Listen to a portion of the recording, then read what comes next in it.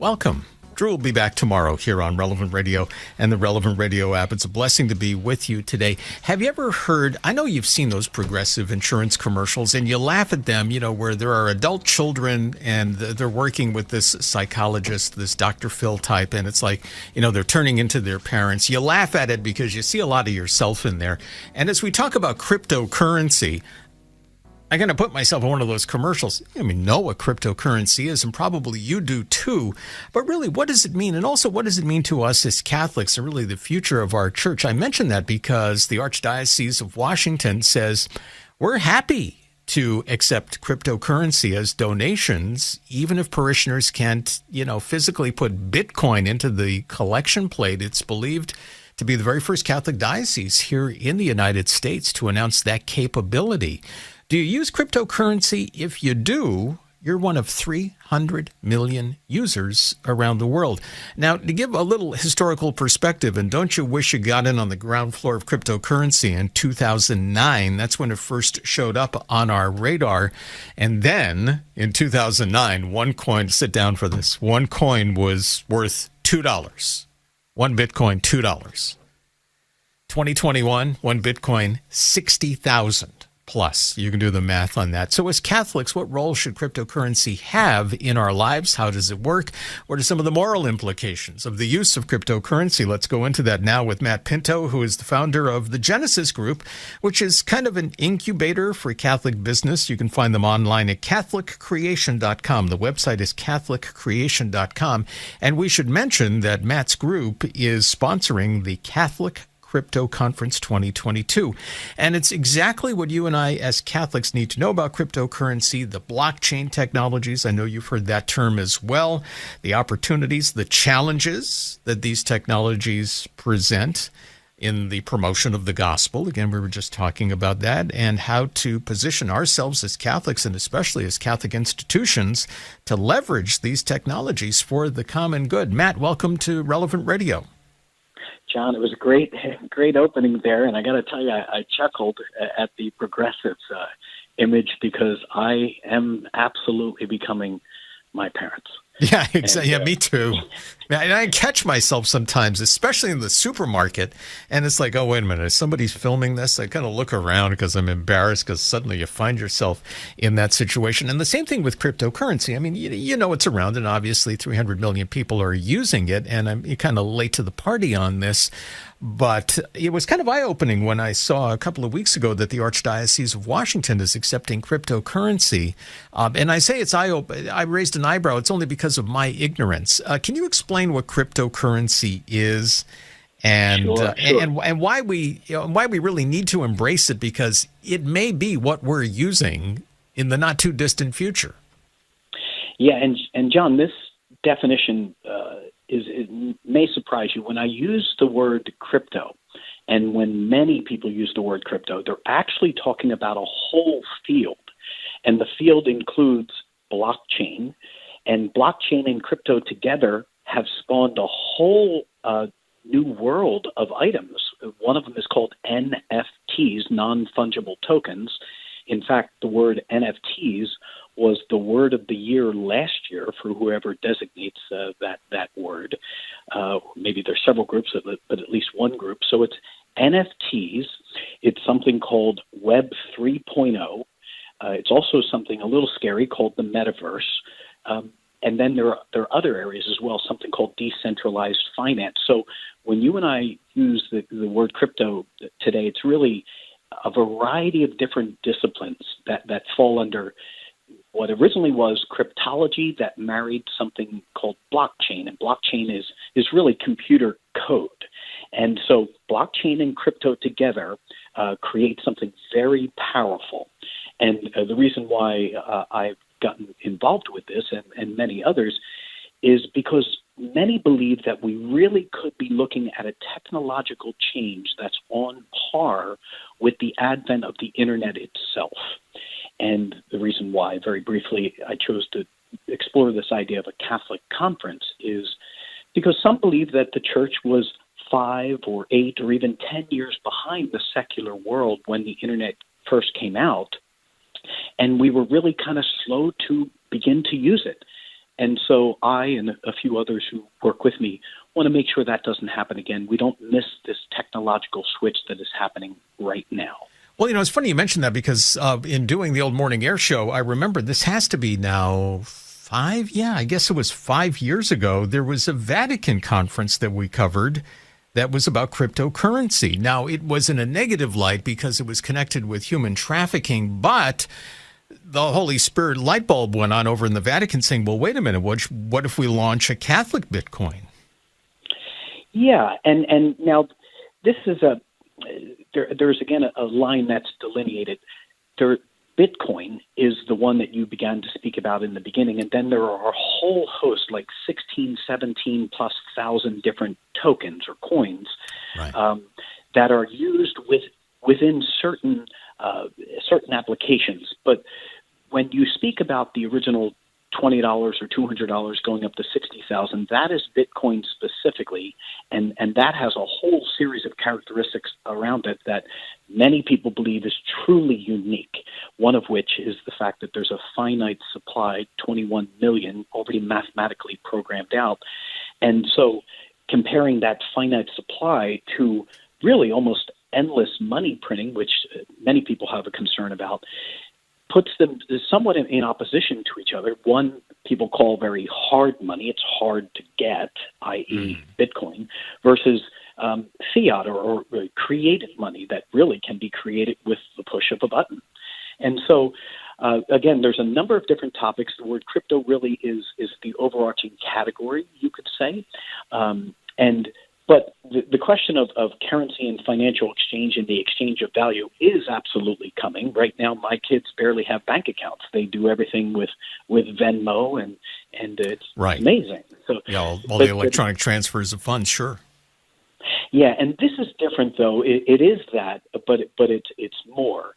And so this is something that people should begin to explore. One good bit of news is that you had said in the beginning that, again, it was $200, and then it was $800, and then it was $1,000. Now it went up to $60, and now it's back to $20.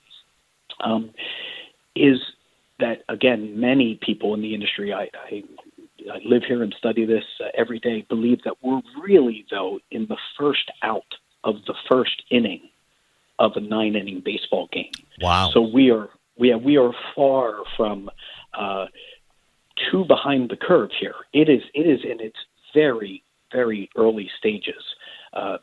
This whole industry, again, of NFTs and cryptocurrencies that are tokens that have value. Again, this idea of doing banking differently. There's just a whole array of manifestations that are presently here and that are coming. You really almost can't keep up with it. It's going so fast, these developments.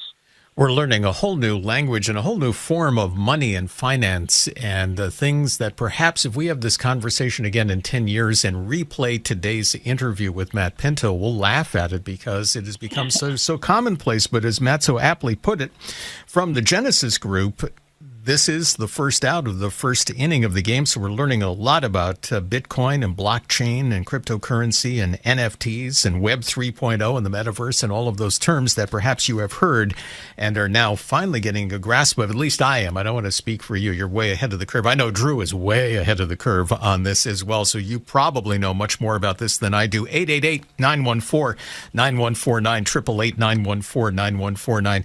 If you have questions for Matt Pinto, who is sponsoring the Catholic Crypto Conference 2022 to learn about this cryptocurrency and the blockchain technologies. When's that going to be, Matt?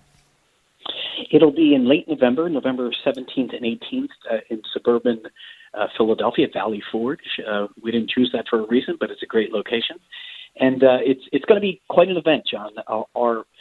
Someone asked me even today, who is our audience for this? And I said, well, there's about 3 different audiences. The first is the crypto curious. That would be you, and that would be me. Right.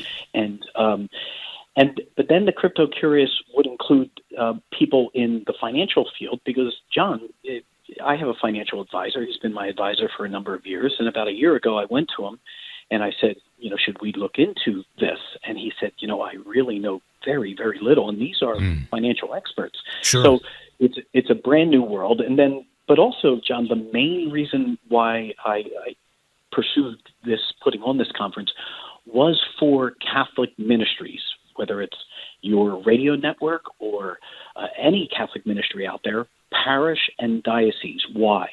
Because if Web 3.0, the metaverse, this interchange, this new peer-to-peer financial transaction ability is coming, then we ministries heads, we need to know what this is. So it really is being done first and foremost for the church, although we expect a lot of crypto curious of individuals like you and me as well being there.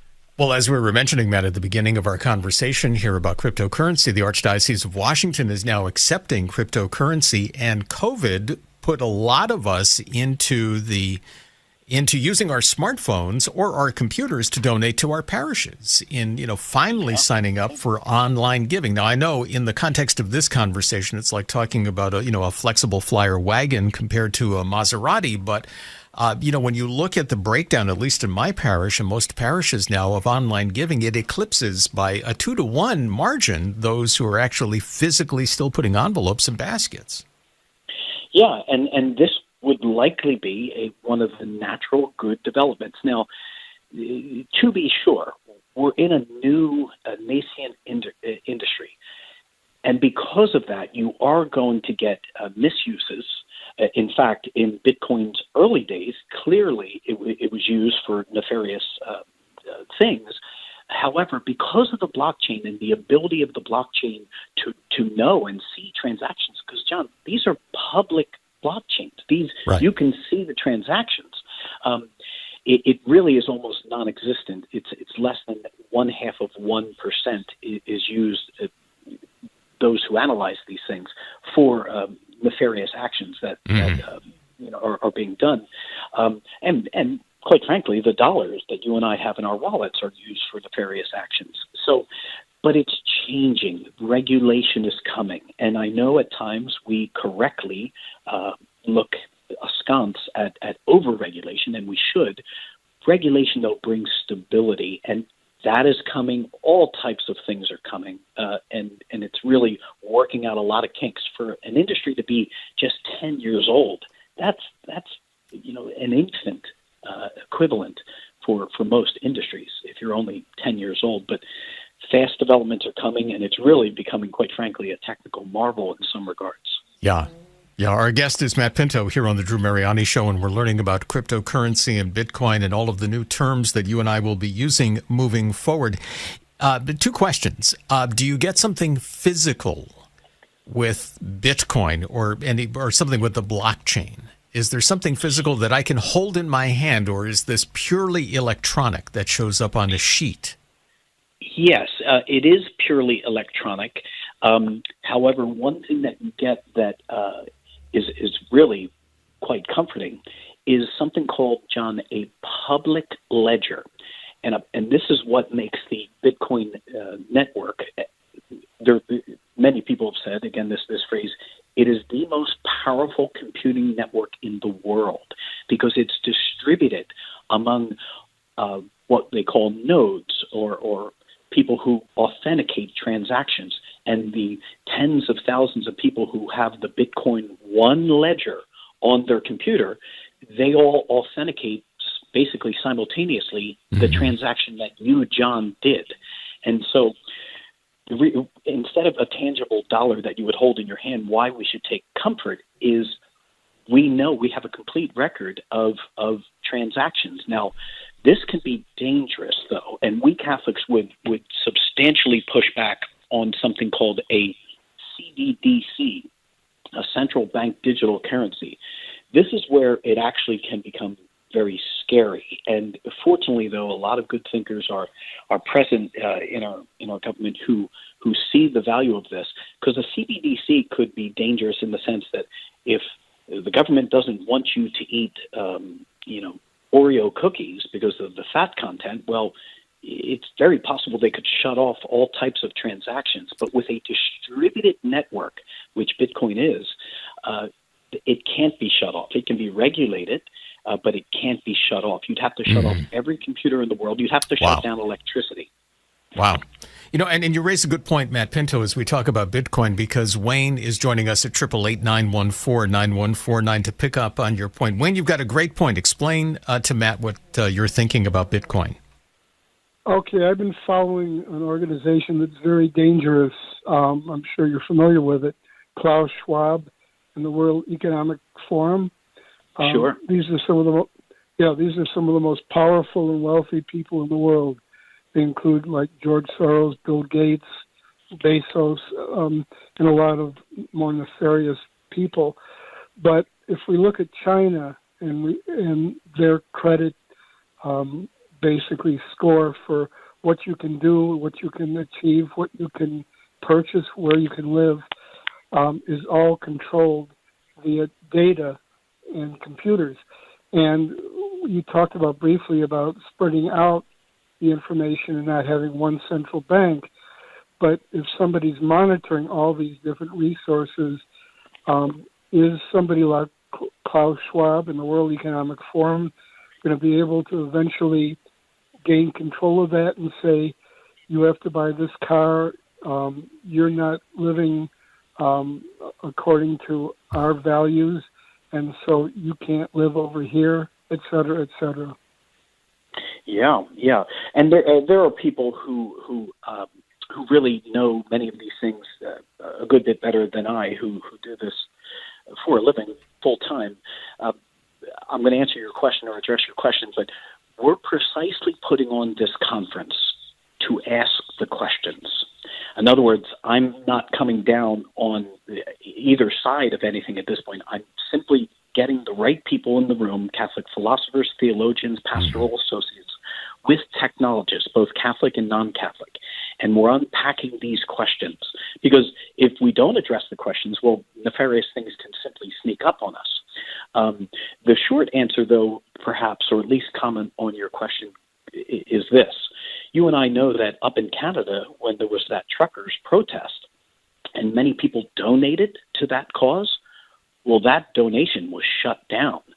And so we know that even fiat money, the money that you and I have in our banks, that can be shut off at really at any time if the bank so desires.